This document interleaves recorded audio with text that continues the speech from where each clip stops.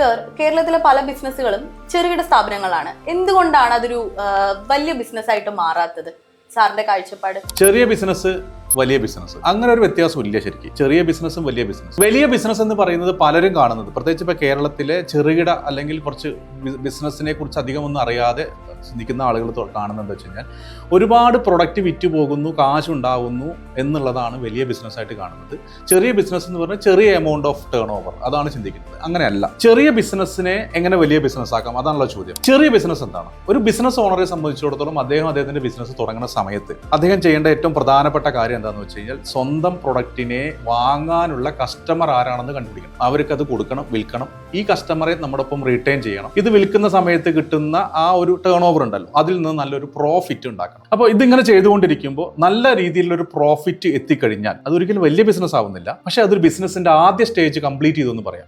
അപ്പോൾ വൺസ് നമ്മളൊരു customer attraction, customer retention, profit maximisation, ഈ ഒരു 3 സ്റ്റേജ് എത്തിക്കഴിഞ്ഞാൽ നമുക്ക് അടുത്ത സ്റ്റേജിലേക്ക് പോവാറായി എന്നുള്ള ഒരു സിഗ്നൽ കിട്ടും, പ്രോഫിറ്റബിൾ ആയ. രണ്ടാമത്തെ സ്റ്റേജ് എന്ന് പറയുന്നത് ബിസിനസ്സിന് സ്വാഭാവികമായിട്ടും അത് ഡെലിഗേഷനും അതേപോലെ തന്നെ സിസ്റ്റമൈസേഷനും. അതായത് ബിസിനസ് ഓണർ ചെയ്യുന്ന കാര്യങ്ങൾ അദ്ദേഹത്തിന്റെ വലിയൊരു വിഷൻ, ഞാൻ നേരത്തെ പറഞ്ഞ പോലെ ഒരു വലിയ വിഷൻ ഉണ്ടല്ലോ, ആ വിഷനിലേക്ക് എത്തുന്നതിന് വേണ്ടിയിട്ട് സ്വന്തം ടീമിനെ ഓരോരുത്തരെ കൊണ്ട് എന്തൊക്കെ ജോലി ചെയ്യിപ്പിക്കണമെന്നും അവർക്ക് അത് എന്തൊക്കെ ചെയ്യിക്കണമെന്നും എഴുതി തയ്യാറാക്കുന്ന ചില SOPs ഉണ്ട്. ഓക്കെ, അതേപോലെ തന്നെ സിസ്റ്റം ഉണ്ട്.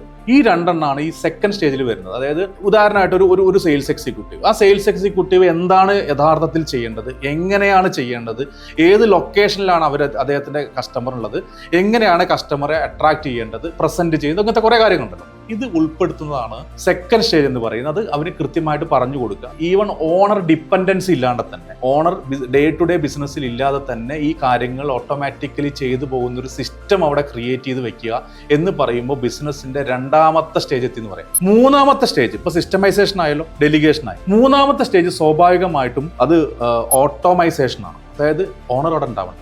എല്ലാ കാര്യങ്ങളും സിസ്റ്റമൈസ് ചെയ്ത കാര്യങ്ങളെല്ലാം ഓട്ടോമേറ്റ് ചെയ്യുമ്പോൾ സ്വാഭാവികമായിട്ടും ഇവിടുന്ന് അടുത്ത ലെവലിലേക്ക് പോകാൻ, എക്സ്പാൻഡ് ചെയ്യാൻ ഇദ്ദേഹത്തിന് സാധിക്കും. ഇങ്ങനെ എക്സ്പാൻഡ് ചെയ്തിട്ട് അത് വെർട്ടിക്കൽ എക്സ്പാൻഷൻ ആവാം, ഹൊറിസോണ്ടൽ എക്സ്പാൻഷൻ ആവാം, എങ്ങനെയാണെങ്കിലും എക്സ്പാൻഷൻ ചെയ്ത് കഴിഞ്ഞാൽ അടുത്ത ലെവലിലേക്ക്, ഒരു വലിയ ലെവലിലേക്ക്, ഇപ്പോൾ ഉദാഹരണമായിട്ട് പറയുകയാണെങ്കിൽ ചിലപ്പോൾ ഒരു ഹൊറിസോണ്ടൽ എക്സ്പാൻഷൻ ആണെന്ന് പറയുകയാണെങ്കിൽ ചിലപ്പോൾ പല സ്റ്റേറ്റുകളിൽ ബിസിനസ് എത്തണമെന്നായിരിക്കും. ചിലപ്പോൾ അതേ ഇതിൽ തന്നെ കൂടുതൽ പ്രൊഡക്റ്റുകൾ, കൂടുതൽ കാര്യങ്ങൾ വർക്കൗട്ട് ചെയ്യണമെന്നായിരിക്കും. എന്തായാലും അങ്ങനെ വരുമ്പോഴാണ് ഒരു വലിയ കമ്പനി ആയിട്ട് നമുക്ക് മാറി എന്ന് പറയാം. അതായത് ഒരു ഓണർ ഡിപ്പെൻഡൻസിന്ന് അല്ലെങ്കിൽ ഒരു പേഴ്സൺ ഡിപ്പെൻഡൻസിന്ന് അല്ലെങ്കിൽ 1, 2, 3 ടീംസുകളിൽ നിന്ന് ഒരു സിസ്റ്റം അത് റൺ ചെയ്യുന്ന ലെവലിലേക്ക് എത്തുക എന്ന് പറയുന്നത് വളരെ ഇമ്പോർട്ടൻ്റ് ആയിട്ടുള്ള കാര്യം. ഇതാണ് ശരിക്ക് ഒരു ചെറിയ ബിസിനസ്സും വലിയ ബിസിനസ്സും തമ്മിൽ വ്യത്യാസം. അപ്പോൾ ചെറിയ ബിസിനസ്സിനെ വലിയ ബിസിനസ് ആക്കാൻ ഈ പറയുന്ന സിസ്റ്റം സെറ്റ് ചെയ്താൽ മതി. ഇനി അതിൽ 1-2 കാര്യം കൂടി വേണമെങ്കിൽ പറയാം. കൃത്യമായൊരു വിഷൻ ഉണ്ടാക്കിയെടുക്കുക, അതേപോലെ തന്നെ ഒരു മാർക്കറ്റിംഗ്, ഒരു പ്രീ ഡിറ്റർമിൻഡ് റിസൾട്ട് കിട്ടുന്ന രീതിയിലുള്ള marketing and sales system set ചെയ്യുക, പ്രോപ്പറായിട്ട്